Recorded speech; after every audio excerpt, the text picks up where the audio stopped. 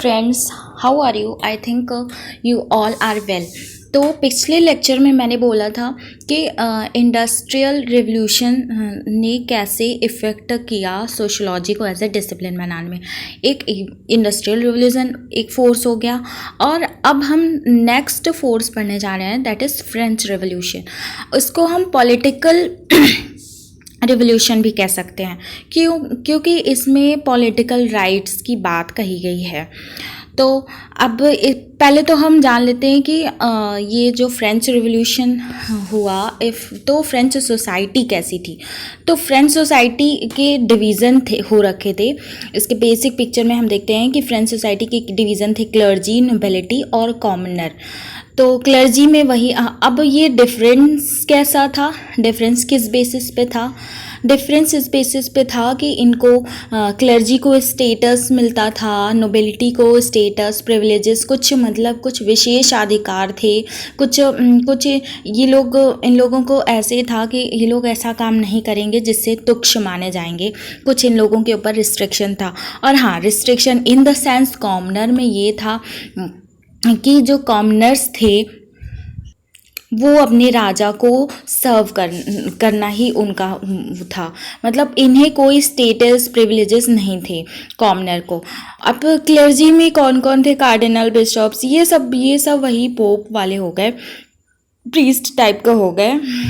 अब nobility clergy में ऐसा कुछ वहाँ के पंडित टाइप के। नोबिलिटी को सेकंड स्टेट कहते हैं, जिसमें राजा महाराजा से रिलेटेड लोग रहते थे। और कॉमनर जो थर्ड था, उसमें पीजेंट थे, मर्चेंट और banker, lawyer, artisans, manager, manufacturers. ये मतलब कुछ लोअर था जैसे पीजेंट, और कुछ मिडिल जैसे लॉयर, बैंकर, ये सब भी थे। तो ये अकॉर्डिंग टू एनसीईआरटी कहा गया है कि अप्रॉक्सीमेटली 99% लोग कॉमनर थे। लेकिन क्या होता था कि क्लर्जी और नोबिलिटी इन पे रूल करते थे, कॉमनर पे। क्लर्जी और नोबिलिटी दोनों इतने कम संख्या में होने के बावजूद भी कॉमनर्स पे रूल करते थे। अब इसी दौरान 1720 और 1789 के बीच में ऐसे बहुत ज़्यादा प्राइस राइज होने लगा, क्योंकि आप आगे चल के पढ़ेंगे इसमें, इसी पीडीएफ में, कि कई सारे राजाओं ने मतलब कि बहुत महंगे युद्ध लड़े थे। तो उससे प्राइस, खाने पीने की वस्तुएं की कितनी ज़्यादा प्राइस राइज हो गई, अप्रॉक्सीमेटली 65%। आप इमेजिन कर सकते हैं 65% कितना हो सकता है। तो इस प्राइस राइज से अब क्या होता है कि जो कॉमर्शियल तबके के लोग होते हैं उनको बेनिफिट मिलता है, वो खूब पैसे कमाते हैं।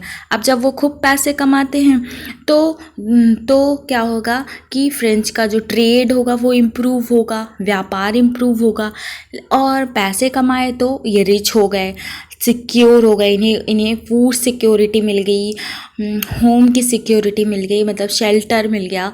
तो लेकिन इनके पास कोई भी सोशल प्रेस्टीज नहीं था, मतलब इन्हें ऐसे सामाजिक सम्मान नहीं मिलता था जितना सम्मान क्लर्जी और नोबिलिटी को मिलता था। इवन क्लर्जी और में भी कुछ लोअर प्रीस्ट थे, मतलब कम पैसे वाले, कम रिच, लेकिन फिर भी उन्हें सम्मान मिलता था बिकॉज वो क्लर्जी ग्रुप के थे, मतलब फर्स्ट स्टेट ग्रुप के थे। अब क्या होता था कि जब ये कॉमनर के ऊपर ये क्लर्जी और नोबिलिटी मिलकर रूल करते थे, तो फ्रेंच सोसाइटी में बहुत ही डिस्कंटेंट और मतलब बहुत ही टेंशन फैल गया, बहुत ही असंतोष फैल गया। एक ऐसा इन्वायरमेंट क्रिएट हुआ कि ये लोगों ने कहा, कॉमनर ने कहा कि मुझे ये फ्यूडल स्ट्रक्चर ही नहीं चाहिए, ये ऐसा स्ट्रक्चर ही नहीं चाहिए, मुझे दूसरा कोई स्ट्रक्चर चाहिए जिससे मुझे अधिकार वगैरह मिल सके। ओके, वो तो था बेसिक पिक्चर सोसाइटी का। अब यहाँ पे जैसे अब ये तो था बेसिक स्ट्रक्चर सोसाइटी का, कि सोसाइटी कैसे कैसे डिवीज़न था। अब यहाँ पे हम कुछ पॉलिटिकल एस्पेक्ट्स देखते हैं कि वहाँ पे पॉलिटी में क्या हो रहा था, मतलब कोई कुछ राजा महाराजा लोग क्या कर रहे थे। तो वहाँ क्या था, एब्सोल्यूट मोनार्की थी भाई। अब राजा महाराजा लोग रूल करते थे। तो डिवाइन राइट ऑफ किंग, इसका इसका मतलब सीधा सीधा यही है कि किंग ही सब कुछ था, किंग के पास सब सारे अधिकार थे। किंग किंग जो चाहे वो कर सकता था। इवन जो बारबोन, आप जो भी इसको प्रोनाउंसिएट करें, बारबन डायनेस्टी 200 अप्रॉक्सीमेटली एगो बारबन डायनेस्टी वहाँ पे थी। उन्होंने क्या किया था, कोई पर्सनल राइट नहीं दिया था लोगों को। केवल जो ऑर्डिनरी पीपल थे उनका यही काम था, वो किंग और उनके नोबल्स, मतलब किंग के जो नीचे रहते थे उनको सर्व करें खाली। अब सोचिए कैसा कैसा उस टाइम राजनीति चलती थी कि जो कॉमनर्स थे वो सिर्फ किंग और उनके नोबल्स को ही सर्व करें, उनकी बात माने, और लेकिन उनको कोई राइट नहीं दिया गया। ये तो बहुत ही अन्याय वाली बात हो गई। अब ऐसे में तो क्योस होगा ही। अब चलिए ये पॉलिटिकल हो गया। अब इकोनॉमिक एस्पेक्ट्स क्या है, इकोनॉमिक एस्पेक्ट्स में अब वही मैंने बताया कि जो लुइस 14 थे इन्होंने बहुत ज़्यादा कॉस्टली वॉर लड़ी थे, जिसकी वजह से जब इनकी डेथ हुई तो फ्रांस सोसाइटी बहुत बैंकरप्ट हो गई, मतलब दिवालिया हो गई। बहुत जगह से लोन ले करके अपने सैनिकों पे खर्च करना, फिर इक्विपमेंट्स वीपन्स पे खर्च करना। तो इससे क्या हुआ कि फ्रांस सोसाइटी बहुत ही कर्जे में चली गई। और वैसे भी जानते ही हैं कर्जा जिसके सिर पे होता है वो उसका क्या हालत होता है। तो अब इनकी वाइफ है, सॉरी यहाँ पे ई होगा वाइफ है एंटियोनेट, आप इसको कुछ भी प्रोनाउंसिएट करें, वैसे भी बहुत इंग्लिश नेम है ये, we are not habitual to this. तो इनकी जो वाइफ थी लुइस 14 की, इनकी बहुत ज़्यादा खर्चीली आदत थी, मतलब कि ये बहुत ज़्यादा एक्सपेंसिव चीज़ें खरीदती थी, पहनती थी, बहुत बहुत एक्सपेंस करती थी, बहुत ज़्यादा खर्च करती थी। तो इनके पास जब लोग परेशान होकर गरीबी से, भूखमरी से जब इनके पास गए, अपनी महारानी के पास, तो पूछे कि महारानी हमें कुछ खाने को नहीं है, क्या कुछ प्रॉब्लम दीजिए, मतलब कुछ सल्यूशन दीजिए। तो इनकी महारानी ने कहा कि अगर आपके पास ब्रेड नहीं है, if you don't have bread eat cake. सोचिए कितना गंदा, कितना मतलब क्या ही बताओ। अब इतनी बेकार सी बात बोल दिया इन्होंने कि अगर आपके पास खाने के लिए ब्रेड नहीं है तो आप केक खा के ज़िंदा रहो। सोचो, तो ऐसे में क्योस तो होगा ही भाई। वो ऐसी सोसाइटी में जिसको लोगों ने माना कि ये मेरा रक्षक है, ये हमारा राजा है, ये हमारा ख्याल रखेगा, तो वो ऐसा कह रहा है। हाँ, तो तब तो क्योस मचेगा ही। अब कुछ इंटेलेक्चुअल डेवलपमेंट्स भी हुई फ्रांस में। इंटेलेक्चुअल डेवलपमेंट मतलब कुछ आइडियाज़ आए, कुछ बुद्धि आए लोगों की, कुछ फिलोसफर्स ने बुद्धि दिया। और फिलोसफर्स किससे इन्फ्लुएंस्ड थे, रैशनैलिटी, मतलब वही कि अब कोई भी चीज़ हो हमारे समाज में, अगर कोई नियम आता है तो भाई वो रैशनल होना चाहिए, उसके पीछे कोई रीज़न होना चाहिए, और इंडिविजुअल पे फोकस किया। तो और फिलोसफर्स क्या कहते थे, अगर कोई बात सच साबित होनी है तो उसके पीछे उसको कारण देना पड़ेगा, तभी वो सच साबित होगी, नहीं तो नहीं। अब जैसे मॉन्टेस्क्यू ने भी वही अपने द स्पिरिट ऑफ लॉ जो बुक इन्होंने लिखी है, इसमें इन्होंने कंसंट्रेशन ऑफ पावर के बारे में कहा, मतलब कि पावर एक ही हाथों में नहीं होनी चाहिए। पावर एक हाथों में नहीं होनी चाहिए। अब सारी पावर एक हाथों में नहीं होनी चाहिए, इसका मतलब ये है कि जुडिशरी, एग्जीक्यूटिव और लेजिस्लेटिव पावर जब आप एक ही किसी इंसान को दे दोगे तो वो बहुत ही पावरफुल हो जाएगा, जिसे अब वो हिटलर टाइप का बन जाएगा। तो मॉन्टेस्क्यू ने ये पावर कंसंट्रेशन का थीम बताया कि एक ही जगह पे पावर नहीं होना चाहिए। अब जैसे एक एग्जांपल ले लीजिए, अगर पुलिस है वो आपके घर में आकर के कुछ आपके साथ बदतमीज़ी से बोलता है या कुछ भी आपको ऐसा ऐसा बेकार सा बोल के या फिर आपको डांटता है या फिर कुछ भी ऐसा ख़राब सा वो करता है, आपको आपकी डिग्निटी को हार्म करता है, तो आप उसकी शिकायत कहाँ करोगे? इवन आप उसकी शिकायत जो है पुलिस के पास ही करोगे। और अगर उसका एक अल्टरनेट ये है कि आप जाओगे जुडिशरी के पास, लेकिन जुडिशरी क्या करेगी? फाइनली उसी पुलिस के पास चली जाएगी, बोलेगी कि आप इन्वेस्टिगेट करो। दोस्तों, इसी पर एक कमेटी बनी थी, प्रकाश कमेटी नाम है, उसमें कहा गया है कि इस प्रॉब्लम को ध्यान दिया जाए, पुलिस रिफॉर्म हो। तो चलिए, तो दूसरा टॉपिक हो गया। तो अब आगे क्या है? रूसो आते हैं, इनकी बुक है the social contract. If you learn this book then you may get some extra point or some edge to gain the number. Okay, अब रूसो ने द सोशल कॉन्ट्रैक्ट में बोला कि सोवरेन वाली बात, सोवरेन मतलब कि हमें अपना राजा चुनने का अधिकार होना चाहिए। भाई सच बात है, हमारे ऊपर कौन रूल करेगा, हमारे देश को कौन चलाएगा, इसको हमें अधिकार होना चाहिए। इन्होंने रूसो ने बात कही। फिर वॉलेटायर, जो भी है वॉलेटायर, इन्होंने रिलीजियस टॉलरेशन की बात करी। अब उस टाइम क्या था कि आपस में कई धर्म भी लड़ते थे। जैसे क्रिश्चियन में ही दो टाइप के हो जाएंगे, एक तो वो दो टाइप के हो गए थे। और जैसा कि मैंने पहले वीडियोस में बताया था कि अरब का अटैक होने की वजह से कुछ अरब का भी इन्फ्लुएंस था, तो कुछ इस्लामिक इन्फ्लुएंस था, तो धर्म आपस में भी लड़ रहे थे। तो इसमें एक विचार वोल्टेयर ने दिया कि रिलीजियस टॉलरेशन होना चाहिए, मतलब कि ऐसा हो कि अलग अलग धर्म के लोग एक साथ रहें और एक दूसरे के धर्म को रिस्पेक्ट करें और किसी के धर्म में इंटरफेयर ना करें। तो रिलीजियस टॉलरेंट होना है और फ्रीडम ऑफ स्पीच हो। आप सोचिए, उस टाइम बोलने का अधिकार तो था नहीं, लोगों का गला कट सकता था, ऊपर से ये फ्रीडम ऑफ स्पीच की बात कर रहे थे। एक मतलब एक डिस्कोर्स टाइप का बदलने की बात कर रहे थे।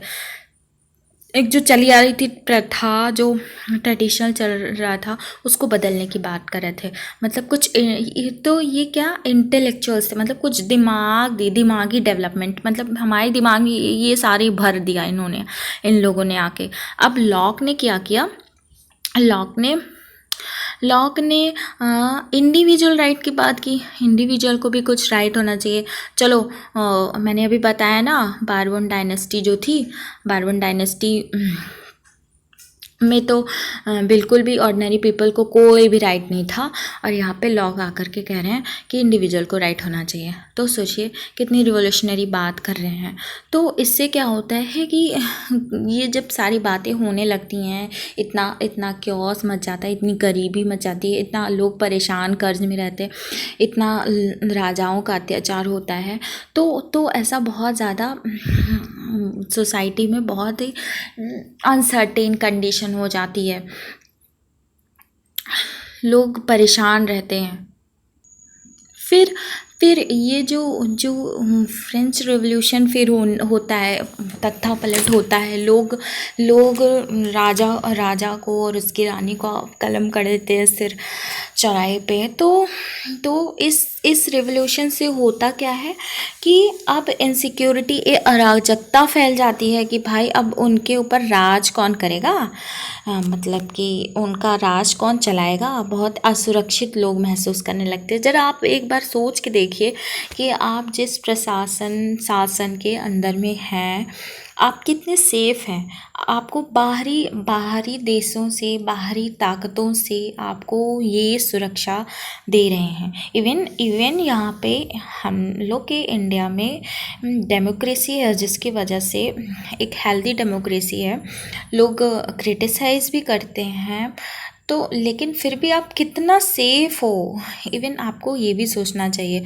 तो वही हुआ वहाँ फ्रांस में लोग इनसिक्योर महसूस करने लगे। उनकी उनकी जो लाइफ का हर हर पल, हर स्फीयर इफ़ेक्ट होने लगा, चाहे उनकी सोशल लाइफ हो, चाहे प्रोफेशनल लाइफ हो, वहाँ पे हर जगह ऐसे क्योस मॉस मचा हुआ था।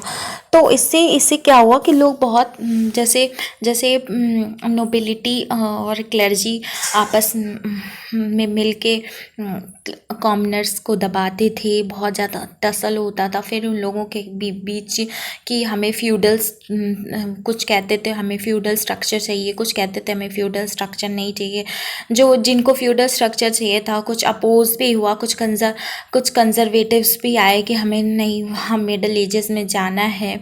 तो उससे क्या हुआ, ये सब क्या चल रहा है, एकदम बहुत सब परेशान की स्थिति चल रही है, जिससे क्वेश्चन हुआ कि ये सब कैसे सॉल्व होगा।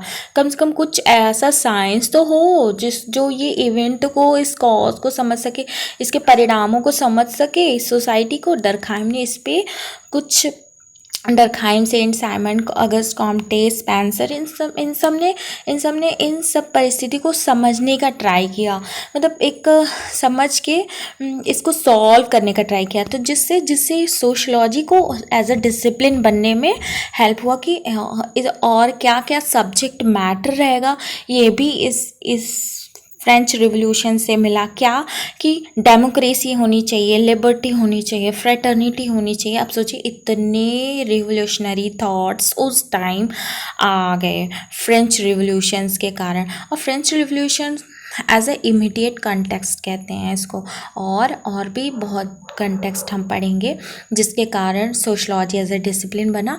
लेकिन जब फ्रेंच रिवॉल्यूशन हो गया, राजा का सर कलम हो गया, तब फिर ये ऐसा माना गया कि अब तो सोशलॉजी बनानी ही पड़ेगी, ऐसा समाज का ऐसा कोई साइंस बनाना पड़ेगा कि समाज को पढ़ें। क्योंकि उस टाइम समाज को पढ़ने के लिए कोई भी साइंस नहीं था कि समाज के में क्या प्रॉब्लम चल रही है, उसको कैसे सॉल्व करेंगे। जैसे नेचुरल साइंस वगैरह सॉल्व कर देता है, वैसे ये लोग भी अगस्त कॉम्टे, स्पेंसर, ये सब भी नेचुरल साइंस की तरफ से ज़्यादा इन्फ्लुएंस थे।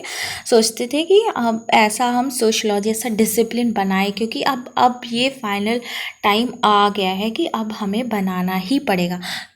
तो ये एक ऐसा, ये भी फ्रेंच रिवॉल्यूशन भी एक इमीडिएट पुश था कि सोशलॉजी डिसिप्लिन बने।